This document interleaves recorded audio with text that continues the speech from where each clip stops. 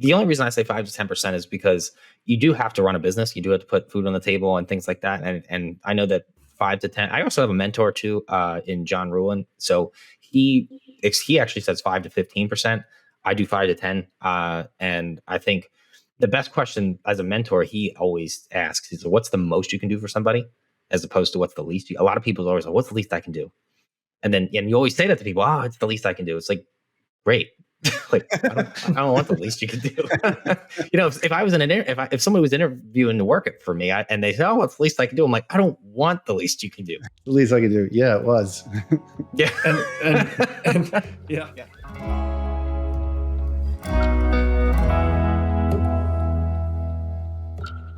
Hey everyone, welcome to episode 61 of Business Therapy, a show about exploring the intersection of mindfulness and business. Every week we sit down with business professionals from all walks of life to discuss how business success can always be balanced with a conscious and grounded perspective. This week on the show, we're happy to invite Steve Buzogany. Did I say that right, Steve? Buzogany. Buzogany. Thank you. I always want to make sure I'm not throwing the wrong name out there.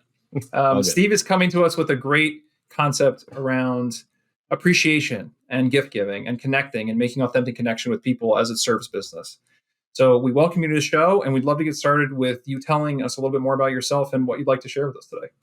Sure thing. Thanks for having me. I'm excited to be here. I guess for today, we can talk about all kinds of things, but I would think the cool things that I would bring up would be how a lot of small businesses are unintentionally poisoning their best relationships. That would be we could talk about that. We could start there, and then based on whatever questions you guys have, we'll take it from there. Yeah, I'd love that. I'd love to hear more about it. And it's such an interesting topic right off the bat. So why don't you tell us about poisoning relationships and go straight into it? Okay, sure. Let's talk about how to ruin relationships. So basically what I would say is what happens in business, whenever you give a gift to somebody, like you always say thank you to somebody, like you would like to say thank you to somebody, but the problem is it takes a lot of time. So, I mean, that's how I got started. But outside of that, whenever you have a really, I guess, a high-end client or a client that whatever they're worth to you, you don't want to give if they're worth like 10,000, 5,000, 100,000 a year, and you give them, hey, thanks for your business this year. Here's a $25 gift card to Amazon. And people are going to be like, that's kind of a slap in the face, and that's not going to be received well. Now, the problem with gifting is that the good gifts and the bad gifts get the same feedback. So what's going to happen is no one's ever going to say, like, you know what? That gift really stinks. You can take this home and shove it up your, like, so what's going to happen is you're going to, the good gifts and the bad gifts get the same feedback. So I would start with, budgeting like 5 to 10% of your income to give back to those people that actually are worth, the bigger ticket items. You focus on those, A and A plus clients first, and then reach your way back out to B's and C's if you have time. Mm-hmm. Is there a framework or an etiquette that you recommend? And is it 5 to 10% of whatever their revenue they're generating? Net income. For net income, for sure. So like if they're worth 100,000, then you should be spending like $5,000 to $10,000 on that client for over the course of a year. Like you don't have to do it like in one gift, but like that's over the course of a year. Because then when you spend that money, those clients tend to duplicate. The reason I tell you to spend on your A plus clients is because those are the ones you want to duplicate. Those are the people who are buying the hardest into you, the people who have invested, more interest in you than anybody else, and the people you don't have to work as hard to close or pitch. You don't have to pitch them at all. They already bought into you. So it's an easy, the referrals they come with too are going to be the same way. So you don't have to work to close them either. So I already have a million questions on this, but before we even dive in, I would love to hear a little bit more tell us a little bit more about your business or where your perspective is coming from, because I feel like it would help orient me and John, but also our audience. Sure. So I come from the real estate industry, but my thing is like, I'm more of the introvert. So like, I'm not like typically I'm not Mr. Conversation Starter. I'm more of the, let's put it this way. It irks me to my bone and destroys my soul to make cold calls. Like I could never just get on the phone and call someone and just be like, so, hey, how are you doing? And then like my best friend can do that so well. He'll call somebody out of the blue and they'll be like, oh, hey, Luke, how are you? Like, oh yeah, it's great to talk to you. And it's like this fantastic conversation. But like for me, I call someone like, what's up, Steve? You need something? I'm like, no, just check in and say hi. And they're all like, hi. Okay. Hi. So like, it's so weird. And I'm like, it's not my thing. So whenever I wanted, and then the worst part of it makes you feel even worse and slimy is like, so do you know anyone buying a house? Like, so when I was doing real estate, that was the thing. It was like, do you know anyone buying a house? I was like, you feel like sleazy doing that. So my thing was, how can I break the ice entirely and make those calls easier? Because I do have to, in sales, it's contact sport. You got to make contact. You can't not talk to people. So what I would do is I'd send a gift ahead of time, and then I'd follow up the gift when I know it gets delivered. I'll follow up like a day or two later, and say like, hey, just so you know, like I really appreciate you in my life. And I wanted to let you know that and let you know that. So I sent you a gift, and I just wanted to make sure you got it. And then because it was a high quality gift and it wasn't sent in the month of December where everybody else was sending gifts, basically people were like, oh my God, like the shock and awe factor was super high. So they were like, oh my God, this is so great. I love this. This is amazing. Thank you for sending this, Steve. Like, how's things? And then eventually, if they know you're if they know you're a small business owner, they're going to eventually ask, how's business? Or me specifically being in past in real estate, they go, how's the market? And then eventually it becomes a more organic conversation that you can have. And you can start talking about it. Now you're not a sleazy salesman. It's like, oh, it's great. How are you? And then they're like, oh, it's cool. We're just, like you, Sam, we're about to have a kid. Oh, are you really? So where are you moving to? Because you need more space or whatever it is, the situation. So, and then it would eventually organically work itself into a conversation. And then it's a totally normal thing versus like, when am I going to hit him with this pitch? You know what I mean? It's instead of something like that. What's an example of gifts like, from an intro? So you could do a variety of different things. For me, like I usually spend, like I said, I spend most of your time focusing on your A's and A+ clients. So these are people who already knew me, liked me, and trust me. I could have called any one of them and they would know who I am. Like I'm not calling out, but the thing is, even your A's and A+, you don't want to like call them out of the blue for no reason just to ask for a referral. So those are the people like I would send gifts to. So like, for example, what I used to send people, I sent them once. I did a Cutco knives, or no, not knives. I did scissors. I did Cutco scissors with their names engraved on them. So they were pretty cool with their names, not mine, because if it's my name, it's a promotion. If it's their name, it's a gift. So that's a big distinction there.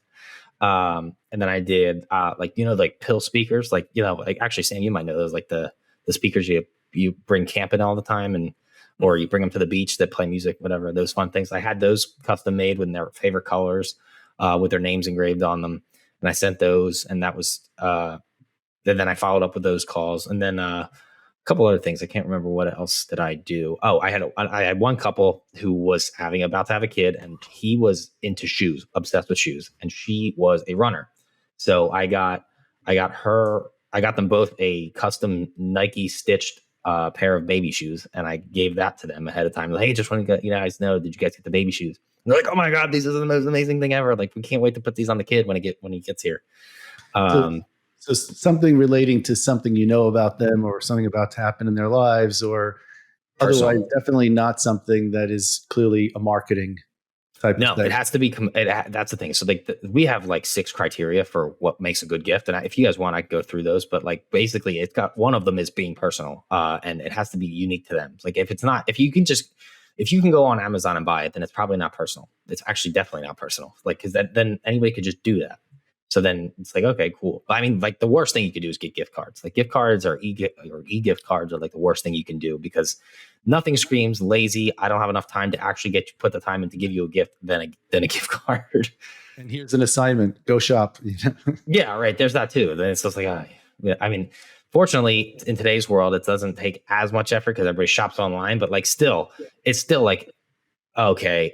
Like, for example, like in the real estate world, the way teams work is there's a team leader, and then every agent that works under the team leader sells houses, and then the team leader gets a portion of everything that the rest of the team sells. So that team leader might get, I don't know, several $100,000 in income from the team as a whole. And I mean, I've seen team leaders give $25 gift cards to all of the agents on the team. And I'm like, $29 gift card. He's like, they just put $40,000. That one agent alone put $40,000 in your pocket this year. And it's like, you want to give them a $29 gift card. It's like, it's such a slap in the face. So that's the kind of stuff I'm talking about. Like, that's why you don't want to do gift cards, because the feedback you're going to get is, oh my God, thank you so much. You didn't have to. And then, they're going to turn around and regift it, forget about it, whatever. Yeah. So So this makes total sense. And let's now fast forward to where we started about the 5 to 10% of, let's say, net revenue for a particular client, or you're even now talking about employees, or just basically what are people worth to you or your business.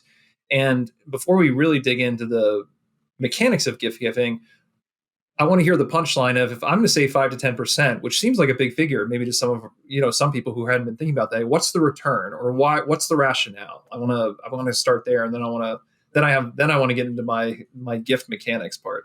Sure. Yeah. So the returns, I mean, they can be huge. It depends on how much, like in what industry. So like, in real estate, the ROI was pretty big. It's because, obviously one client could be, you might give them $100 gift or a $200 gift or whatever, but the ROI would be like, they might buy a $500,000 house. That's a $10,000 commission. So it's like, you don't, like, for example, I think in 2020 or 2021, what I did, my campaign, my gifting campaign was, I budgeted $12,000, basically $1,000 a month, which is not insane for a small business. It's not a crazy high number. I ended up at 10.5, so I stayed under budget.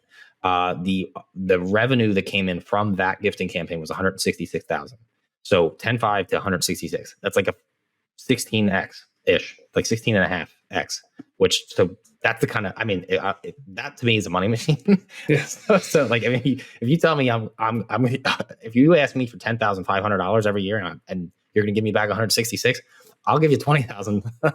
Keep going. Well, and why not? So it's right, in a exactly. way, giving is the more you give, the more you get, at a very kind of trite level. So why only the 5-10%? How have you landed on that? I guess, why not give the 20? Why not give the 30? Is there an end to that return coming in? Before questioning it, though, I'll mention that he already measures. So that's just for the audience. Like, measuring is a great good. thing. Yeah. He's measuring what's happening as a result of the gift giving. And yes, yeah, I have a whole thing. I'm saying now, as a result of the measurements, how are you tinkering with your, with what you're learning from the data? But yeah, so alone is worth calling out. So 5 is, because the only reason I say 5 to 10% is because you do have to run a business. You do have to put food on the table and things like that. And I know that 5 to 10. I also have a mentor too, in John Ruhlin. So he actually says 5 to 15%. I do 5 to 10. And I think the best question as a mentor, he always asks, is what's the most you can do for somebody, as opposed to what's the least. A lot of people always like, what's the least I can do? And you always say that to people, it's the least I can do. It's like, great. Like, I don't want the least you can do. If I was if somebody was interviewing to work for me, and they say, what's the least I can do? I'm like, I don't want the least you can do. I want the most of you. The least I can do. Yeah, it was. Yeah. And yeah. Yeah. And you're saying, for you, when you say, beyond 10%, there's an issue of, you putting food on the table or what have you. But I guess if it's always generating a pretty positive return, have you in your experience felt like there was a risk to maybe doing too much? Like, what is that sort of common sense cutoff? Yeah, that's where I think, because then what happens is, like, so the way I define gratitude is it's a purposeful unbalancing of a scale towards another person. So like, if you and I were standing across from each other and there was somebody pouring water down on a scale, and what I'm going to do is I'm going to tilt the scale towards you, so you get all the benefit of the water, and your plant grows essentially. Now, the thing with gratitude is, basically, the cool part about gratitude is people have the law of reciprocity takes over here, and they want to rebalance the scale. So what'll happen is you'll try to push it back to rebalance it, but most people will overcorrect, and that's where you push the thing way too far in my direction. Which is, that's not why you gift, but the thing is, like, when you push it too far on them, and you dump the whole bucket on them, it almost becomes a little offensive. Like, it's like, now it almost, because then you start to send a message of, what is he trying to get from me? Or it becomes a balance at that point. Like, that's why I don't like to go to high as 15%, because then, some people have big incomes, 15% of the practical matter, the clients like it also say, I'm paying you too much.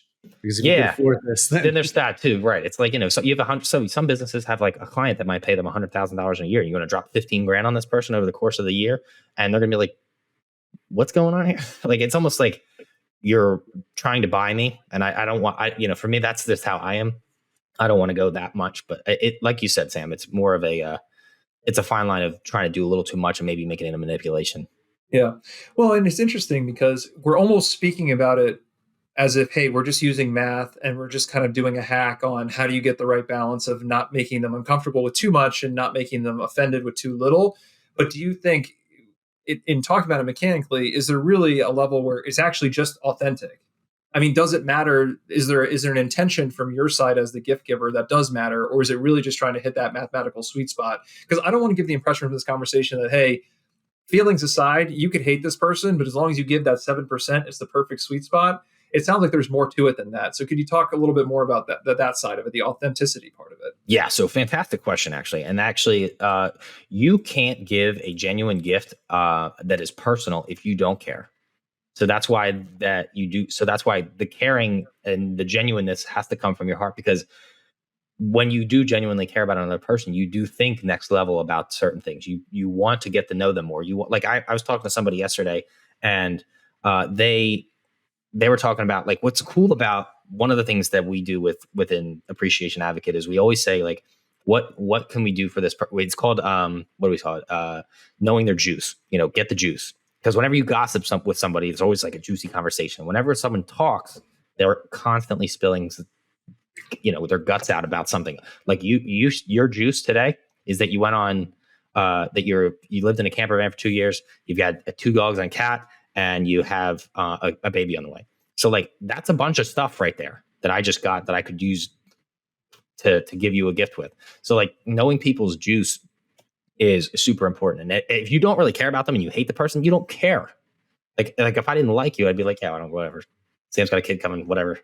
Yeah. Like, and you wouldn't have a way to personalize that because you don't really actually care. Mm-hmm.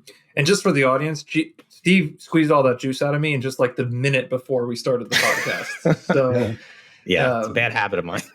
Well, it's a great, and more importantly, you remembered it because you listened, so that's the first evidence of actually being interested. So so that makes it, so that's the fun part. So when we talk about the juice itself, so this is what makes it easier for me as the introverted person that doesn't start conversation, who can't really talk. I'm not the conversation driver. What I learned is the person asking the questions is the one who's controlling the conversation. I do like control, but I don't like to talk. But so, like, what I would do is you're constantly peeling back the onion on someone. Every conversation, every person you talk to is such an adventure because you're trying to find out what makes this person tick, what's going on in their life. Like, I was talking to a police officer. I was like, "Oh, cool." I was talking to this guy. He's like, I'm a SWAT guy." I said, "Oh, cool. That's so cool. What's the craziest story you've ever seen?" Like, because now he starts talking, and then he'll say something like, the SWAT guy, he's probably got a crazy bunch of stories. So, of course, then you can ask more, and then you ask more, and you constantly peel back that onion, and you keep finding out more. And it's like the conversation becomes an adventure as opposed to, like, normal, how's the weather, boring crap like that, like, useless fluff conversation instead of that. And the interesting part of it, it's not a formula, though. It's that you actually care. That's what is guiding the conversation, it sounds like. The 5 to 10% is directional for people who want to maybe put aside some budget space. But it sounds like what you're saying is, if you don't go in with that authentic interest, forget it. The gift giving is not going to matter how much money you have or how little money you have. Am I interpreting that correctly? Yeah, correct. Yeah, because then it won't come off as genuine, and you won't have the care in your heart to do the next level gifting, because then you won't have the brain power to even remember all the things that you wanted to learn about that person. So, yeah, even for me, as an introvert who likes to be by myself a lot, I still look at every person as like an adventure. Like, every person that I'm like, when I first saw you come on the screen, I was like, wonder what's going on in his head. Like, tell me I want to hear all about this. And same thing happened with John. And, Mike was hiding behind the camera. So, like, I can't, I didn't get to see him, but same thing. I started talking to him right away. I know he's in Toronto and all that fun stuff. So, like, it's cool. Now, you say you're an introvert, and we've had people come on the show and talk about their fear of networking. And it's very similar to, anytime we have to cold call anybody or the thought of it. Again, explain how you're an introvert, but you're reaching out to people. Like, you make the reach out because you're confident in your interest in them, or like you're still calling them. Yeah, it's more of, it's like, what kind of an adventure can I go on today? Like, I want to find out what cool adventure or what cool story John's going to tell me today, or what cool story Sam's going to tell me, or where are they going? Like, I'm constantly trying to find out what makes someone tick, or like when you get a really piece of, the best juice is the juice that people don't think that is actually juice. It's like when someone shows up with a certain kind of coffee and it's the coffee they drink every day, but I want to know what the heck they're drinking. So, oh, cool. Where'd you get that from? Oh, I got it from the local place called, Volo or whatever it's called. It's like, oh, cool. What are you drinking? Like, what is it? You drink it black or whatever? And I'm going to find out what you're drinking before we leave. That's the end of the story. So like I was asking you, but don't think that those little details that don't look like juice, like, John, I can't tell if it's pink or not, but pink shirt's your thing. Like, tell me about this. Why are you wearing pink? Like, my wife said it was coral, but so does my dude. I can't keep up with those names, the coral and mauve and all these other weird colors. So like that kind of stuff. And then you would open that kind of conversation. Oh, yeah, okay. John's married. Tell me about it. Like, how'd you meet your wife? And then, I could go on forever, and it just an adventure that way. Yeah. So, and this seems so smart, and in some ways so intuitive, but I'm struck by the sense that it has to be from a pure intellectual curiosity standpoint, because I just want to know and pick your brain, because a lot of people, if you go into this kind of strategy from my perspective and say, I need to get people's juice so I can make more money, like, something to me seems like that would be a more difficult thing. And I know we're kind of dancing around it, but do you have any thoughts that could help clarify that for an audience who might say, okay, if I'm taking notes from Steve right now and this is going to help me make more money, but that doesn't seem like that's going to give you the secret sauce. Yeah. So you can't just, I'm trying to really nail this down as clearly as I can without being unclear, I guess. I would say is, I put it down that you do have to care. You do. There's no way around that. Like, all right, here again, better way to put this. Every person that you talk to, like, we all have financial bank accounts, right? We all understand what that is. We also all have emotional bank accounts. So you will get, and obviously whenever you want to make a sale, you want them to pull out their wallet and pay you from their financial bank account. However, here's the best way to do it. You can't get people to make financial withdrawals unless you make emotional deposits into their emotional bank account. So that's the best way to say this. So you can't make emotional deposits into their emotional bank account if you don't give a crap. Have you ever given a very nice gift and nothing came back? Yeah, all the time. So this is the other part of it. So what'll happen is not every person you gift to is going to be Paul Revere, who goes around and instantly unwraps it, takes a picture of it, puts it on Instagram and tags you in it and tells the whole world about it. Not everyone's Paul Revere. But what you can do, what I have determined and learned in my practice of doing this over the last 6 to 8 years or so, I would say that despite everyone else's behavior being different, if your behavior is consistent, the results will be consistent. But how did you feel personally toward that person? So I'm trying to so I follow up with them with a call, and I ask them, hey, did you get the gift? Sometimes they just genuinely didn't get it. Like, oh no, Steve, nothing showed up in the mail. And it's like, oh, all right, well, I'll follow up with that. I'll find out where that is. And then they call you and say, whatever. And that's sometimes. Other times they call you, you call them, and they're just way too busy. Like, I have a couple of nurses I've sent gifts to, and they're just like, Steve, we've been working like 19 hours a day. So I'm so sorry. But yes, I saw that come in. I wanted to send thank you, and I just totally forgot. It just went on. Some people just forget. So I try not to make judgment, to be completely honest, because I know I'm not perfect, and I know I make mistakes all the time. And I know in my heart of hearts, I did it out of the goodness of my heart. I didn't do it to get something. I just wanted to love on that person. And that's all that really makes me happy. I really don't have any control over them and their behavior. So I know that, hey, look, I wanted to love on that person, and I did. And, hope, if they say thank you, great. If not, then, I've done my job. I've paid it forward. I know that gift will make that person's day. Whether they say thank you or not, it's out of my control. Perfect. I was trying to re-ask Sam's question about whether or not this was just formulaic. So if it was formulaic, then it would be like, oh, that was a failed investment, and that's the end of the story, as opposed to I still send love and, no, it's not. So it's not. That's the flip side of it. Yeah. That's the flip side of it. Yeah. And that's where, obviously, we're probing around. I'm probing around, especially because in some ways for us, it's very intuitive that if you want to do better business, you just have to do right by the world and actually care about people, create authentic connection, bolster the people around you, build your community. And for a lot of people, I think if you ask them if they believed in those things, they'd say, well, yeah, that makes sense. And that would normally be considered true. But I do think a lot of people struggle with manifesting that. They struggle with actually executing on it. And I know you're coming on with some techniques to help with that. But before we get into more tactical, because I know you said you had almost 6, I'd love to hear your list of 6 things that make the perfect gift. But why do you think business owners or folks in general struggle with this idea that if I give more, I would generally expect more? If I have more better connection, my business should thrive. Why do you think people don't execute on that, or you don't see it in their behavior?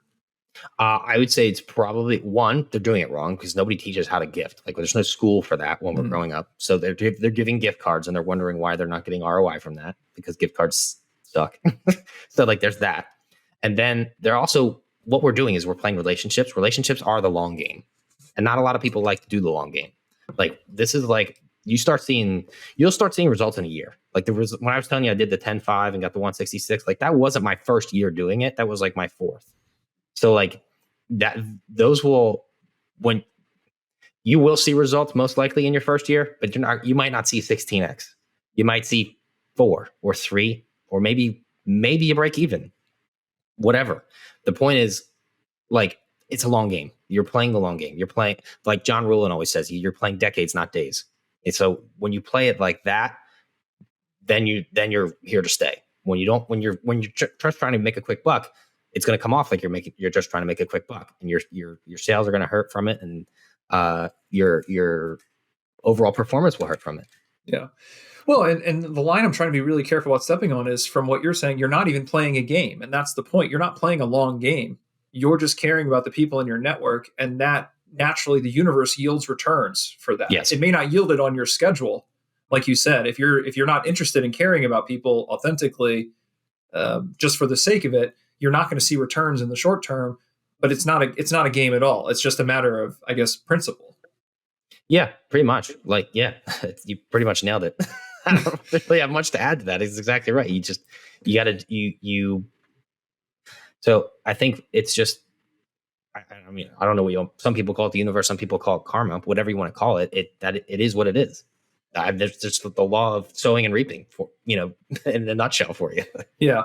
Well, and that's what I wanted, because I think people are not internalizing that. And that's sort of the consciousness or the mindful aspect that I think is missing, because they could hear someone like you talk and get really jazzed up about, well, if I give gifts in a certain way or I get better at gift giving, I'm going to get return. But it's not really about the return. It's about just doing the thing, because the thing you're doing now is making a relationship in the present moment. People with better relationships tend to have better things happen to them. And I think that's what you need to internalize first to even approach a strategy like the one you're recommending. Well, yeah. And when I was teaching real estate agents, like when I was playing in more of like a coach, like mentor role for a while. And I used to tell people, like, look, at some point we're all going to retire, and what your business is worth is going to, like, are you going to sell your business? It's your database is what you're going to sell. So this would apply for doctors, lawyers, accountants, insurance people. If your database is worth nothing, then your business is worth nothing. So you've got to make sure you nurture those relationships and make them feel special. One, because you want to, but it's your job. It's your job to build relationships. Mm-hmm. There's an element here, though, even if it was somewhat formulaic or just tactical. If what it did is it got more people to give and engage with people on a more human level, maybe through that things would, would increase overall connection in a more positive vein, as opposed to other sales techniques and the like. Well, yeah. The other thing is, and this whole gifting thing, it's actually fun. It's lead generation. That's actually fun. Like you will have a great time doing this. Like, and I know a lot of people say I don't have time for it. Again, that's literally why I built my company. Because when I was in real estate, like people kept coming to me like, Steve, what are you doing? You're doing 73% of your business by referral. What's going on? And they were just like, I just don't have time. I just don't have time. I'm like, well, there's a market there. And that's how I started my company. But like, it's so much fun to do it that way. It's as opposed to like calling someone and saying, "Do you looking to buy a house? Do you need insurance? Do you need a good accountant? It's tax season."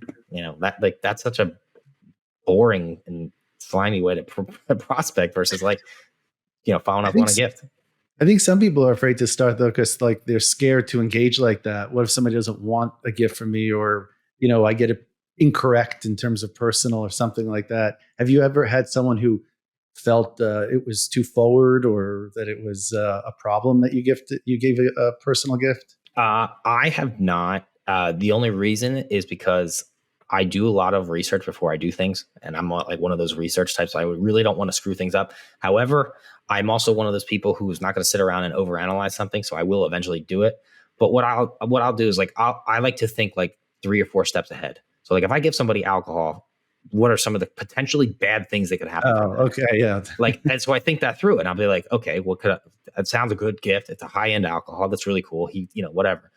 Do I know this person drinks at all? Do I know this person doesn't have an alcoholic parent? Do I know, you got to think these things through. Like when you, again, quote John Rulin again, he always says, it's not the thought that counts. It's the thoughtful thought that counts.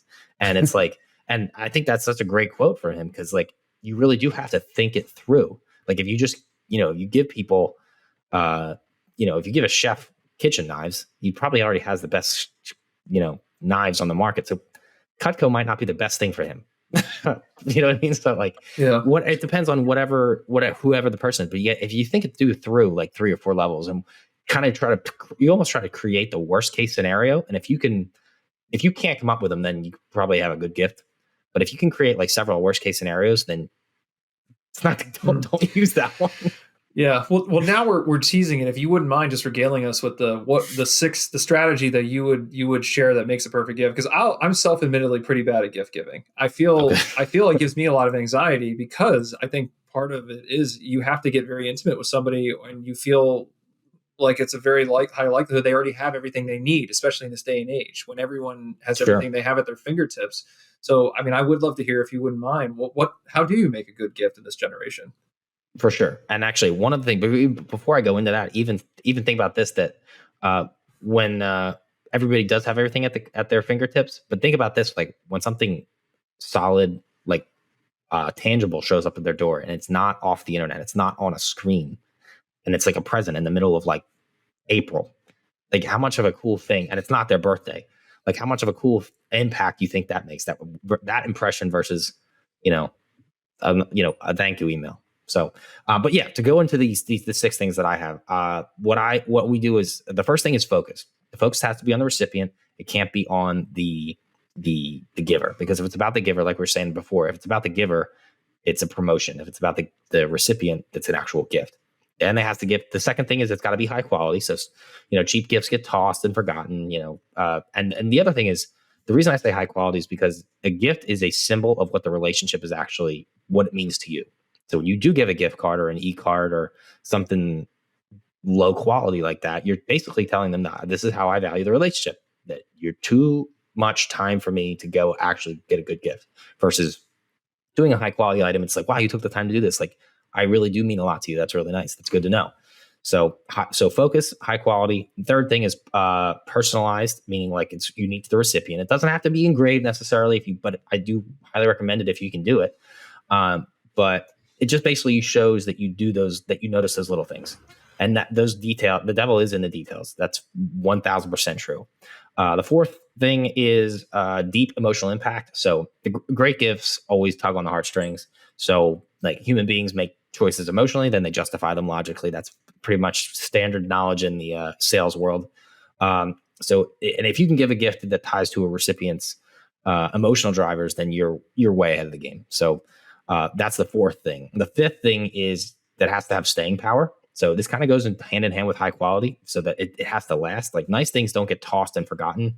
In addition to that, useful things, they get used, and they're like significant items. They're kept, they're made visible, and they're seen often. So instead of being in the subconscious mind, you're in the top of mind, and that's where you want to be. That's what's going to make the most sales.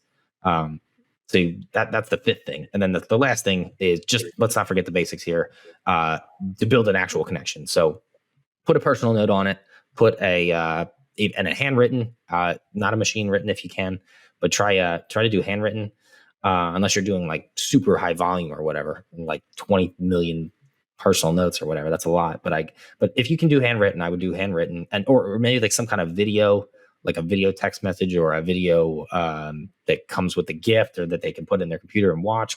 I don't know, whatever you can come up with that makes it like a personal next level connection. That's what I would do. Those are my 6 things. No food. Oh, I actually have a bad gift list. You want me to go through that? Oh, no. Because that's on there. Well, no, you said it has staying power. So, yeah, well, food only makes one impression. I would tell you, even taking someone to the Super Bowl is a bad gift.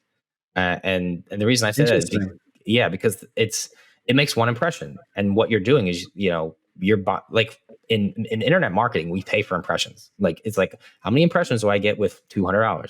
So like when you take someone out to dinner and them and their wife, it's like a $200 bill. That's one impression. That's food. Or like real estate, the stereotypical real estate gift is, here's a bottle of champagne at settlement. That's a $20 impression. You take someone to the Super Bowl, that is a $6,000 impression, one impression. After 2 weeks, though, I mean, they're going to that's it. You're not top of mind after 2 weeks, even if it was the Super Bowl. So that's why events and experiences are off the list for me. Mm-hmm. They're no good too. Flowers. So the majority of what people think of these one-time gifts are all on the bad list, it sounds like. Yeah, basically anything that only has one impression and doesn't last is on my no list. Yeah, and swag too. Even swag is like SWAG, stands for stuff we all get. Yeah, so a different S word, but I'm trying to be PG. stuff we all get. Stuff we all get and throw in the trash. And I mean, if it's stuff we all get, I mean, how value is it? How much value is that? Mm-hmm. Oh, we all got one. But if somebody's starting, just trying to get into this idea, they haven't even really broached it, and maybe in an industry where it's not as common, so they wouldn't have thought of it. Would you still say it's better just to do something than nothing and start this process, or is the research and know before you do, does that outweigh the just getting going? I would tell you, if no one else in your industry is doing it, then you have an open ocean of opportunity here that you now can do something that no one else is doing. That's what I would do.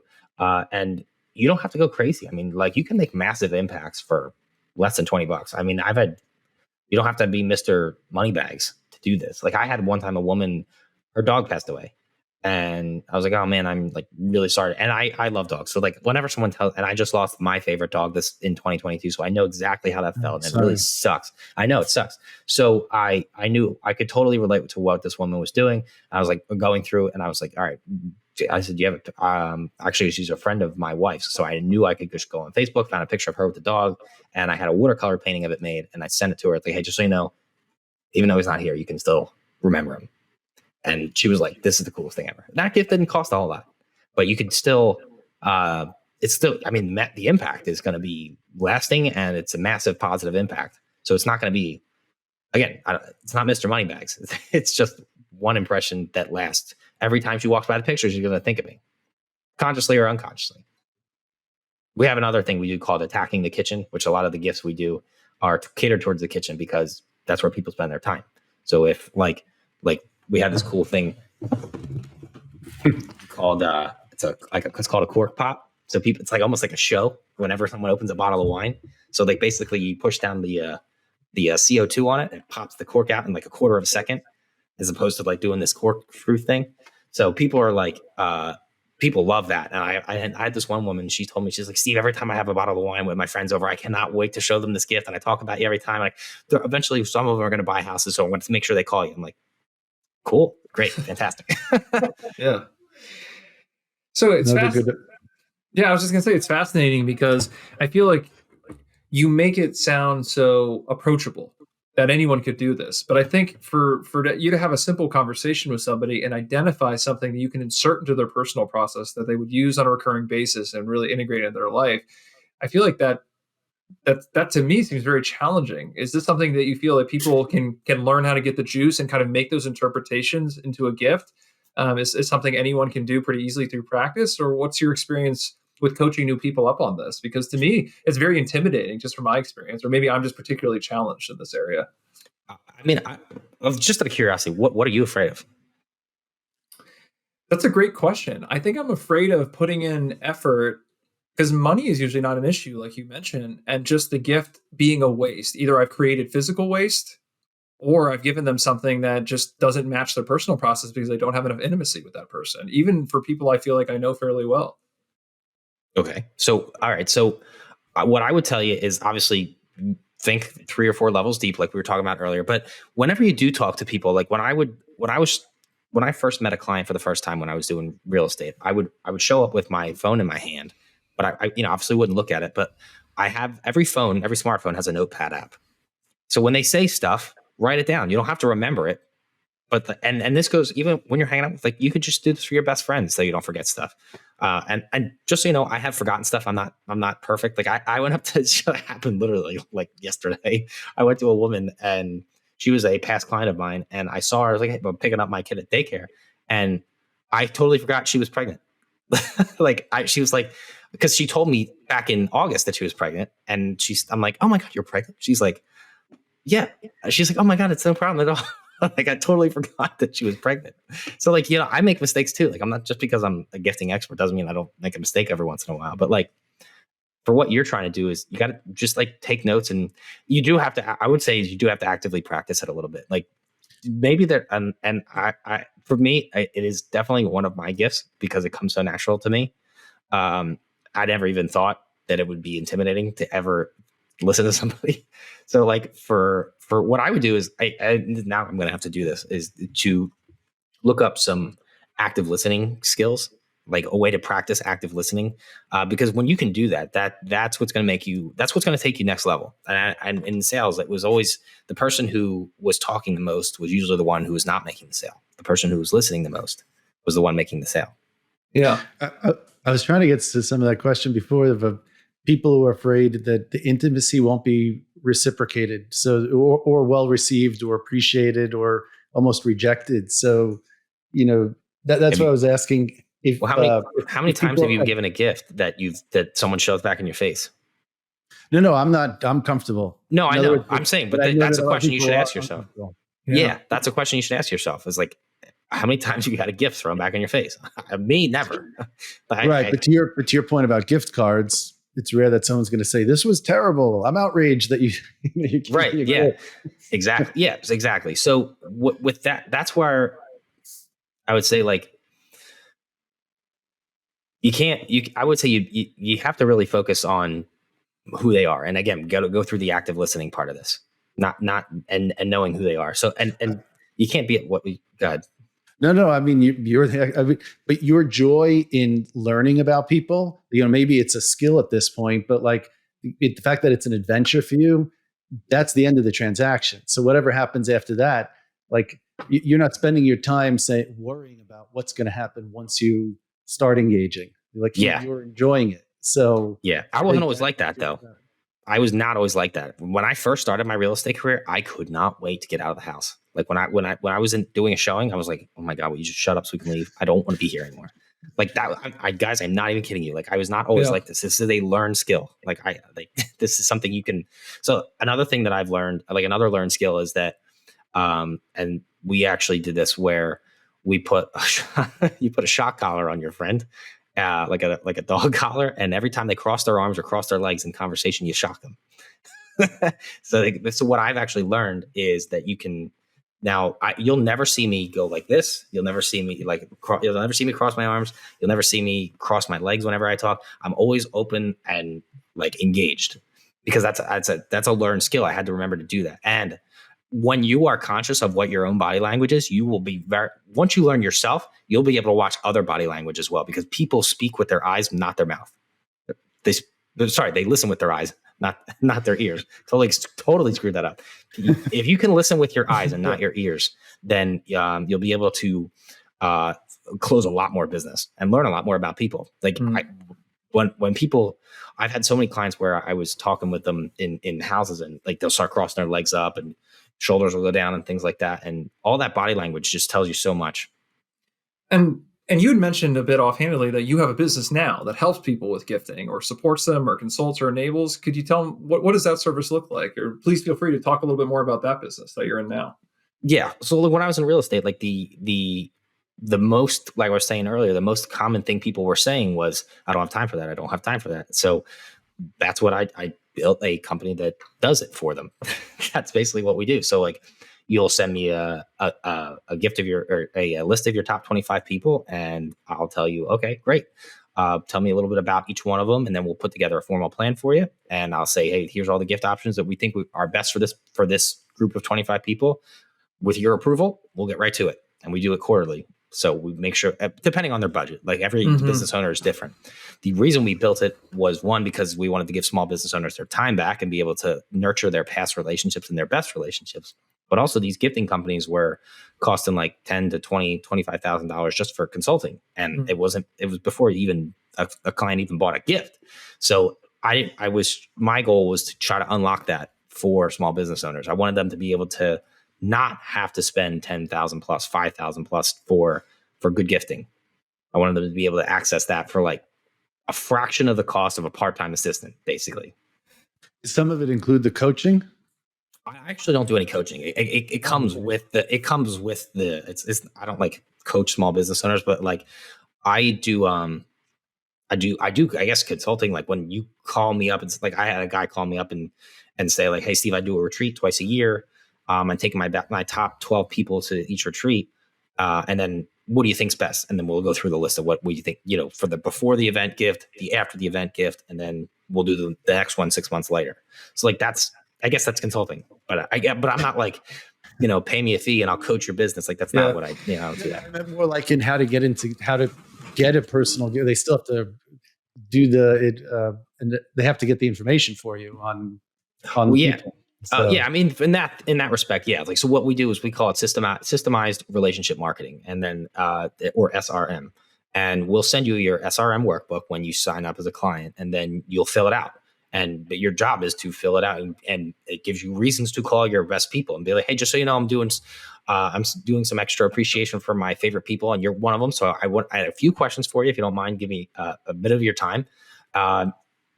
I got to get a couple things that you'll be getting some cool surprises later this year as a thank you for being one of my favorite people who have used me as a business. And that's an easy phone call to make. And they're like, what's your favorite color? Blah, blah, blah. And you go through the whole list. Well, I think that's great. And I think you make it look easy. It almost makes me feel like now I can hop into it and do it better. I also feel like if I need a detective, I'd probably hire you, because you've given me the impression that would also be a skill. Good cop. Yeah, I'd probably be a good cop. I probably thought about that. I feel like I could put you on that, and you could probably crack cases too pretty easily with this incredible skill set you've cultivated. Thank you. So if anyone wants to work with you directly, who's listening now, would it just be to reach out on your website? How do you get new clients in this space? I tell a lot of people just to email me directly, and then we'll set up a time to talk, and you kind of tell me a little bit more about what you're trying to do, what your budget is, who your favorite people are, how big your database is, what kind of business you have. So the best thing to do is just send me an email directly, right to steve@appreciationadvocate.com, and then we'll go from there. Is it only for business? Only for in the business space? No. So actually, I'm working on a product right now, which is a really cool product. It's called Just for Moms, because there's a lot of mompreneurs out there and it's only for the holiday season. So like normally, like I was telling you before, we don't gift, and like you would think as a gifting company, we do a ton of business in the December, which we actually take the month of December off. We don't do it because that's when everybody gives gifts. So we'll never stand out if we're doing gifts then. So, but what I do know is that in most homes in the United States, that the woman is the one who basically takes care of all the gifting. And at least that is in my house, and basically every other guy I know who's married. It's like the woman basically goes to all the family members, buys all the gifts for every person, and does all that stuff. So my thing was basically just to be kind of like mom's assistant. Like, hey, you're a mompreneur, you've got a business to run, you got a family to take care of. Just send us your Christmas list, and we'll take care of it for you. Like that's one of the things I'm working on right now. Awesome. So yes, that's just for mom. It's it's in the works. My goal is to have it up and running before December this year, but I've got some time. Yeah. I'll definitely be signing up for sure. Yeah, you know what? You could get your wife a gift card for Just for Mom. Kidding. It's gift card. Not allowed. Don't get a gift card. Gotta get her something nice. You got no gift card. Okay. Well, Steve, it's been an incredible conversation. Thanks for coming on and sharing, openly your insight and your expertise. I, for one, I feel like I've taken a lot away. Would you have anything you want to leave our audience with? Any closing thoughts around any of the topics we discussed today? I think the best quote, I think, well, I'll leave you with two quotes. The first quote is, if you're not changing it, you're choosing it. So that's as far as small business owners go. So level up. And if you're not changing it, you're choosing it. Then the second thing would be, I guess, if your values are clear, your decisions are easy. So try to get those clear, and then makes things very, very clear and easy to make your whole life more simple and make you happier that way. So that's what I would leave you with. Awesome. Those are excellent. Thank you. Thank you so much. You're welcome. And for those of you listening, thanks for tuning in again to Business Therapy. Steve left some great information how you can connect with him if you're interested to learn more about his product or some of the awesome insight he has. Otherwise, we'd love to hear any questions or comments. And other than that, we'll see you next week. Thanks for tuning in.